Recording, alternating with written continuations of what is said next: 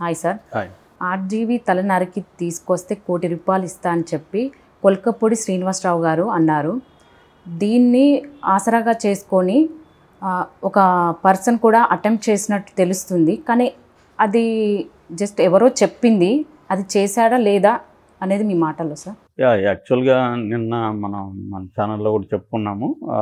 RGV తల నరికి తెస్తే ₹1 కోటి ఇస్తానని కొలిక్పూడి TV5 సాంబశివరావు డిబేట్లో ఆయన పదే పదే చెప్పారు. ఒకసారి కాదు, దాదాపు ఐ రిపీట్ అని 3 సార్లు అన్నారు. దాన్ని ఆయన సమర్థించుకోవడానికి కూడా కలుపులు మొక్కల్ని మనం ఎలా చంపుతాము, లేకపోతే చీడ పురుగుల్ని ఎలా చంపుతాము, కొన్ని దుష్టమైన పాముల్ని ఎలా చంపుతాము, ఇలాంటి ఎగ్జాంపుల్స్ అంతా కూడా ఆయన చెప్పారు. అది నిజంగా సంచలనం అయింది. ఎందుకంటే ఇప్పటివరకు ఆర్జీవిని మేము రకరకాల బెదిరించిన వాళ్ళు ఉన్నారు. ఆర్జీవిననే కాదు, తెలుగు రాష్ట్రాల్లో ఎవరు కూడా ఇప్పటివరకు ఇట్లాంటిది మాట్లాడింది లేదు. తలనరికి తెస్తే ₹1 కోటి అనేది ఇప్పటివరకు మనం తెలుగు రాష్ట్రాల్లో వినలేదు. అవి నార్త్లో మిగతా చోట్ల వింటున్నాం. ఆ మధ్య కూడా ఉదయనిధి స్టాలిన్ తెస్తే కూడా 10 కోట్లు ఇస్తానని ఒక సాధువు గారు ప్రకటించారు. అట్లాంటివి విన్నాం. కానీ తెలుగు రాష్ట్రాల్లో పలానా తను తలనరికి తెస్తే ₹1 కోటి ఇస్తానని ఎవరు చెప్పలేదు. కొలిక్పూడి ఫస్ట్ టైం చెప్పాడు. దాన్ని ఆయన సమర్థించుకున్నాడు కూడా. ఆయన గతంలో కూడా కొలిక్పూడి విష్ణువర్ధన్ రెడ్డిని చెప్పుతో కొట్టడం పబ్లిక్గా, అది కూడా ABN ఛానల్లో లైవ్లో, దాని మీద కూడా గొడవైంది. సో కొలిక్పూడికి ఇలాంటి హిస్టరీ అయితే ఉంది. ఆయన మామూలుగా అమరావతి పరిరక్షణ వేదిక అధ్యక్షుడు, ఏపీ పరిరక్షణ అట్లాంటిది కూడా ఏదో ఉంది. సో దీనికి ఇమీడియట్గా ఆర్జీవి రియాక్ట్ అయ్యారు. ఆర్జీవి సాంబాకు కూడా కౌంటర్గా ఒక మెసేజ్ పెట్టాడు. సాంబ నువ్వు వద్దంటేనే అతని దగ్గర 3 సార్లు చెప్పించావు అనేది కూడా అన్నాడు.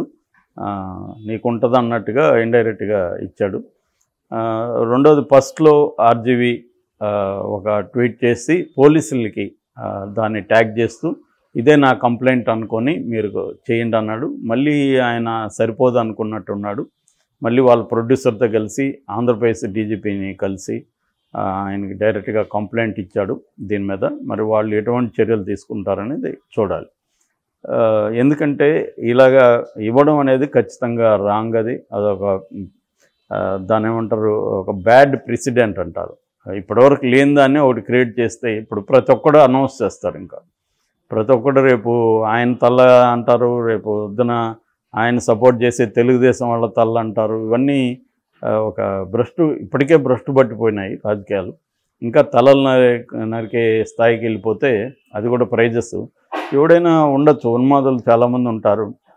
రెండోది, డబ్బులు కావాల్సిన వాళ్ళు చాలామంది ఉంటారు. ₹1 కోటి వస్తుంది ఈయన్ని తలనరికి తెస్తే అన్నది ఉన్నప్పుడు ఆయనేం పెద్ద ప్రొటెక్షన్ ఆయనేమి Y కేటగిరీ Z కేటగిరీ వ్యక్తి కూడా కాదు రామగోపాలం. ఆయన ఎక్కడంటే అక్కడ తిరుగుతుంటారు. సో ఆయన ప్రాణాలకైతే ప్రమాదం ఉంది రేపు పొద్దున.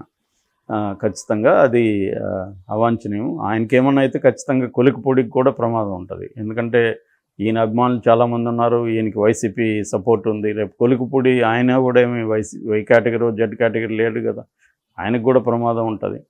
ఇవి అనవసరంగా కొని తెచ్చుకునే వ్యవహారాలు. నిజానికి రామ్ గోపాల్ వర్మ చేసిన తప్పేంటి? ఆయన ఒక సినిమా తీశాడు. ఆ సినిమాలో ఏం చెప్పాడు? వైసీపీని సపోర్ట్ చేస్తూ తెలుగుదేశాన్ని విమర్శించాడు. సరే, అది మీకు నచ్చని పద్ధతిలో కూడా విమర్శించి ఉండొచ్చు, ఓకే. దానికి ఆయన చెప్పే లాజిక్ ఏంటంటే, మీరు బయట ఇంకా ఘోరంగా మాట్లాడుకుంటున్నారు కదా, బయట ముఖ్యమంత్రిని సైకోని మీరు పిలుస్తున్నారు, అటుపక్క వైసీపీ వాళ్ళు మిమ్మల్ని నానా మాట్లాడుతున్నారు, అంతకంటే నేనేమి సినిమాల్లో పెడుతున్నాను. సో సినిమా అనేది సెన్సారు వాళ్ళందరూ చూసి సర్టిఫికేట్ చేస్తారు.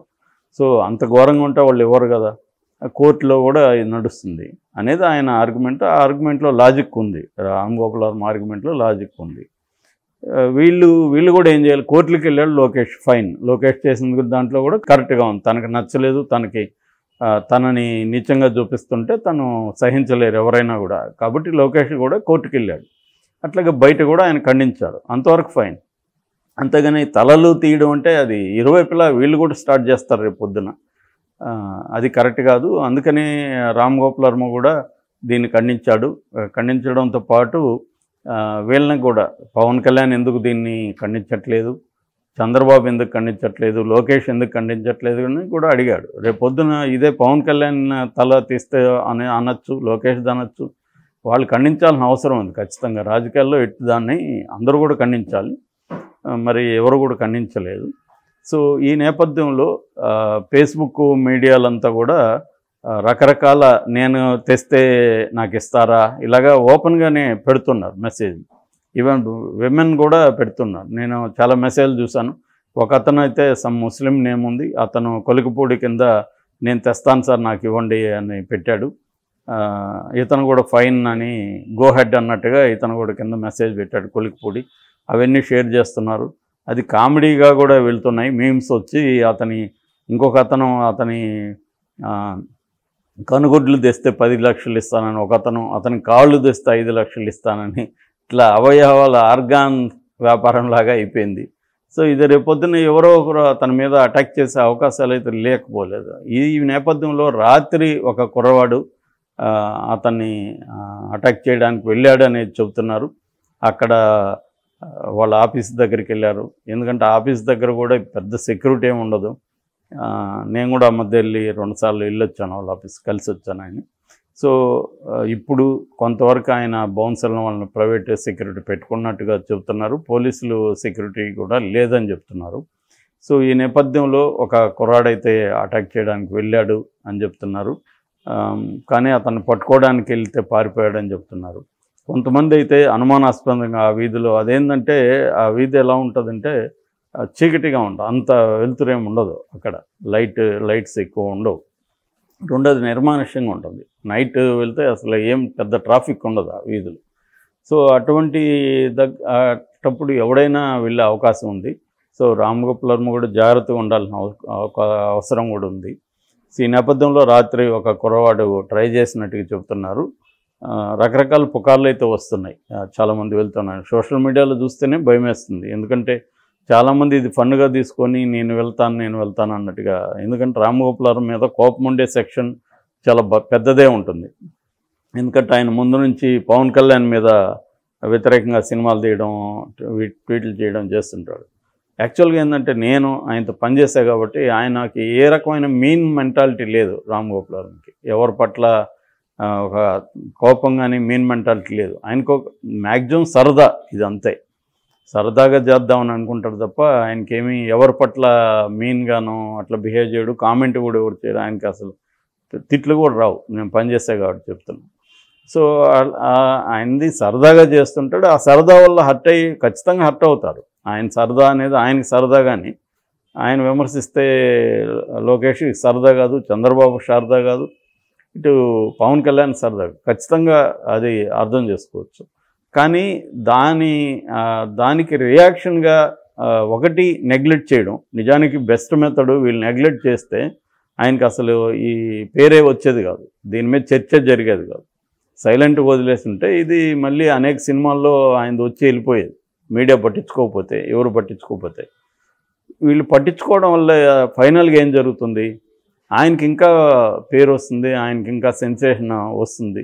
దీన్ని ప్రతి ఒక్కరు ఇప్పటివరకు చూడని వాళ్ళు కూడా చూడదాము, అది ఏం సినిమా అని అనిపిస్తుంది. లేకపోతే దీన్ని ఎవరు చూసేవాళ్ళు కదా. రామ్ గోపాల్ సినిమాలు గత కొంతకాలంగా అసలు ఎవరు చూడట్లేదు. మధ్యాహ్నం వాడితే ఎక్కువ. ట్రైలర్ ఒకటే అయింది. ఎప్పుడైనా ఆయన సినిమాలు హిట్ అంటే ట్రైలర్ హిట్. ఎందుకంటే ట్రైలర్లోనే మ్యాక్సిమం కథ రివీల్ చేసేస్తాడు ఆయన. ఆ 2-3 ట్రైలర్ చూస్తే సినిమా సరిపోతుంది. అది ఆయనకు కూడా తెలుసు.